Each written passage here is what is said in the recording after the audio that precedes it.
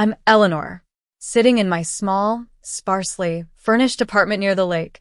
I look out at the water and let my mind drift back to the events that have shaped my life.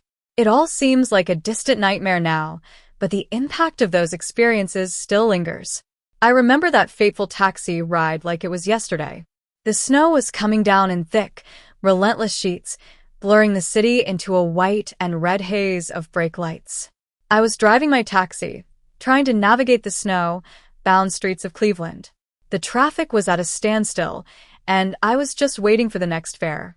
Then, I got a request from a luxury apartment complex on the north side.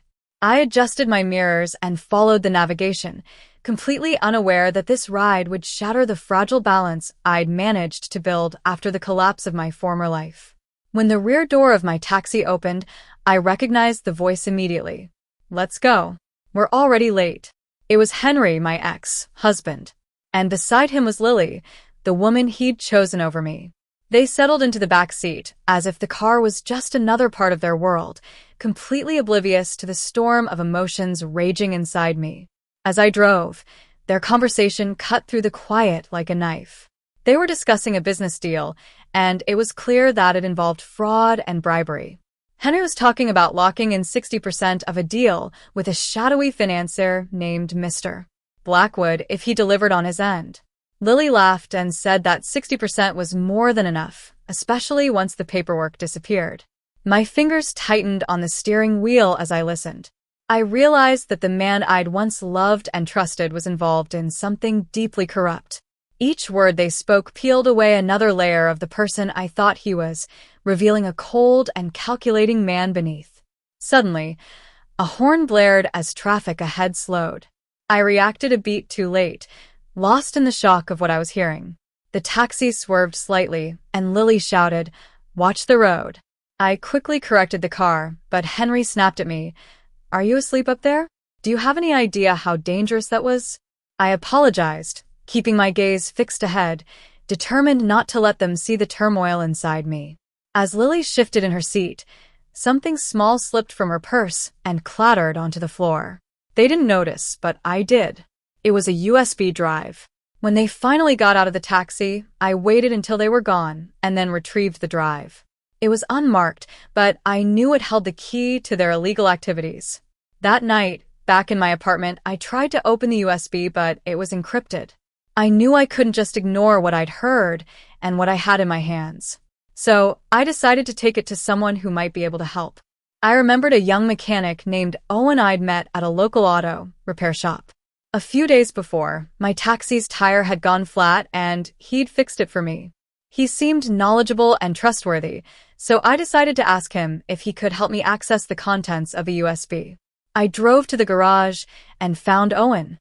I showed him the drive and explained that it was locked and I needed to access its contents. He studied the device with a flicker of interest and said he'd take a look, but there were no guarantees.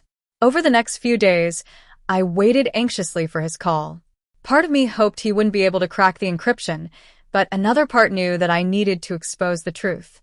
When my phone finally rang, Owen's voice sounded different, more alert. He said he'd managed to get into part of it and that I should come see. We met at a quiet cafe near the garage. Owen brought his laptop and showed me folders filled with contracts, payment records, and video clips of private meetings. It was clear that this was evidence of serious wrongdoing, of powerful people operating beyond the law. But Owen also told me that there was more. The rest of the data was locked behind another layer of encryption. As we talked, I noticed that he was being very careful with his words. He didn't ask where the USB came from, and he avoided speculating about names. I sensed that he knew more than he was saying, but I also felt that he wasn't my enemy. I started to do some digging on my own. I reached out to old contacts from my former life, people who still moved in the edges of Cleveland's business world. I asked neutral questions and checked public records. That's how I discovered that Owen was the son of Mr. Thompson, a powerful construction magnate who dominated construction bids across northern Ohio. Mr. Thompson was involved in a project to tear down one of the city's last remaining public parks to make room for a private residential complex.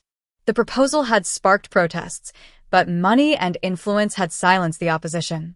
Owen had left his father's business a year ago because he couldn't stand by and watch what his father was doing. One night, Owen finished decrypting the USB. We watched the footage together, and it was damning. It showed Mr. Thompson passing envelopes, making deals, and bribing officials. Owen stared at the screen, his jaw clenched. He said he'd been afraid of this, and now he had a difficult choice to make. Exposing the evidence would destroy his father's career and possibly send him to prison. But remaining silent would mean being complicit in the corruption.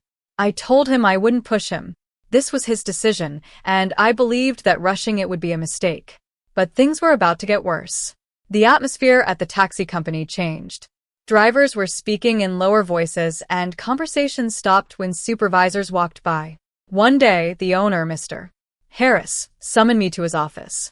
He showed me a video of Henry and Lily in the back of my taxi, and he said he knew about the USB. He demanded that I keep quiet and hand over a month's wages, or he'd forward the footage to people who would ask uncomfortable questions. I knew Mr. Harris was greedy and would sell anyone out. And just 2 nights later, Henry showed up at my apartment, pounding on the door. He was furious and demanded the USB. I was terrified, but I'd prepared for this moment. I gave him the manipulated version of the USB, stripped of names and altered to appear intact but useless. Henry left, thinking he'd won. But he soon realized that the data was compromised. He and Lily were in a panic as the pressure for Mr. Blackwood and the investors mounted. They started to receive threats, and I knew they were desperate to eliminate me. I had to go into hiding. I stayed with Owen in a small rented apartment on the outskirts of the city. We knew they wouldn't stop unless they thought I was gone. So, we came up with a dangerous plan. We staged a car accident using an old sedan that had once belonged to my father. On a stormy night, the car was driven out of the city and crashed into an embankment, then caught fire. The next morning, the news reported my death in a single car accident during severe winter conditions. Henry and Lily thought I was gone. They packed their bags and tried to leave the city. But 3 weeks later, Mr. Thompson held a press conference. He took responsibility for his actions, admitted to bribery and corruption, and announced his withdrawal from the development project. The news spread like wildfire. Public outrage followed, and the park project was halted. Henry and Lily were arrested for fraud, conspiracy, and obstruction. Justice was finally served, but I remained dead for a long time. I waited until I was sure the danger had passed before I returned to the world. I rented a modest apartment near the lake, far from my old life. Owen stood by me through it all. His relationship with his father had been strained, but after Mr. Thompson's public confession, they had a chance to have an honest conversation. Mr. Thompson also filed for divorce after it was discovered that his wife had been manipulating finances and trying to poison him. The city took note of the whole situation, and Henry and Lily's case unfolded publicly. One day, I discovered that I was pregnant. When I told Owen, he simply pulled me into a tight embrace. We got married in a small, intimate ceremony. Mr. Thompson attended quietly, showing respect. As a gesture of accountability, he bought the taxi company where I'd worked. Mr.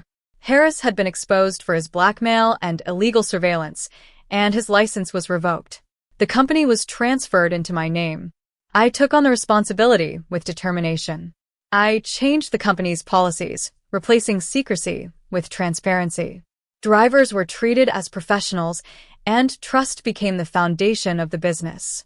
Life didn't change overnight, but it became steadier and more intentional. I no longer defined myself by what had been taken from me.